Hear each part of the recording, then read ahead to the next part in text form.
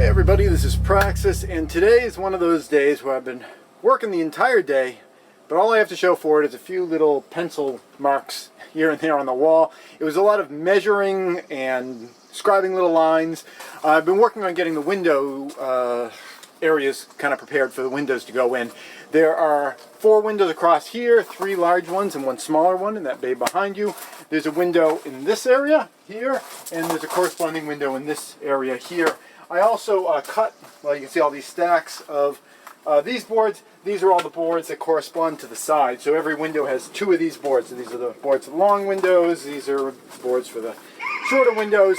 So it was just a lot of measuring and putting marks up and everything like that. So next time I'm working, whew, it's going to be a lot going up. But as for today, just a bit of cut lumber on the ground and some marks on here. Except I am putting up these braces, these guys here, right here, to brace out the post into the truss there. I'm going to say I still have a little bit of a concern about the load of doing a green roof on here. A green roof is not just a metal roof that happens to be the color green. It is going to be foam and a membrane, like a waterproof membrane, and then gravel and maybe another membrane, like landscape fabric, and then dirt, and then plants. And I'm not really worried about that. What I'm worried about is what happens when it's winter and there's 4 feet of snow and then the snow gets all saturated with water in the spring, because green roofs don't like slide their material off, they just load up. So this needs to take a lot of weight.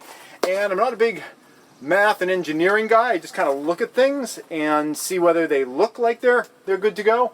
And in the past, it's always worked out well for me, but I've always in the past built roofs that shed their snow. This is the first roof I'm building that doesn't shed its snow. So my past experience isn't really all that informative to what I'm doing today, other than I'm just making the post really big. And,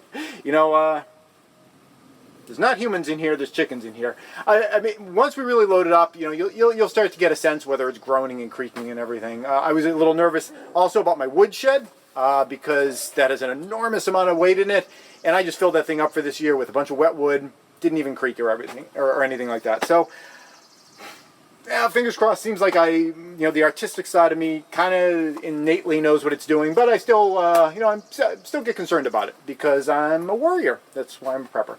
So I'm putting on these extra braces, and I'm gonna put one up right now so you actually get to see me put something up.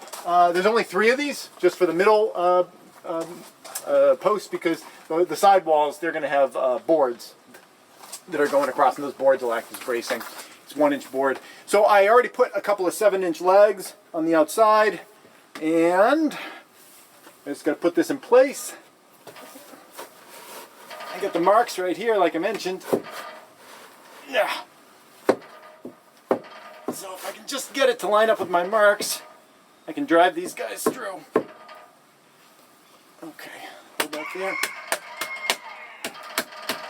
That's nice and snug. I like that. Okay, here we go. I'm going to put the top one in. Okay, and go to a lower gear and snug it up. Okay, that's snug. And put the bottom one in.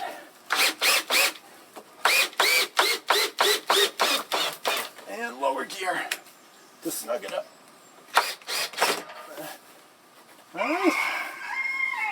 So not bad. So they're attached here. The next step is to put some nails in through the ceiling joist into the little brace beam. And I've got one more to put up over there.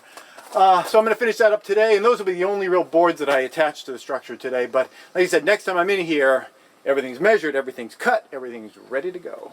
That's it. Thanks for watching.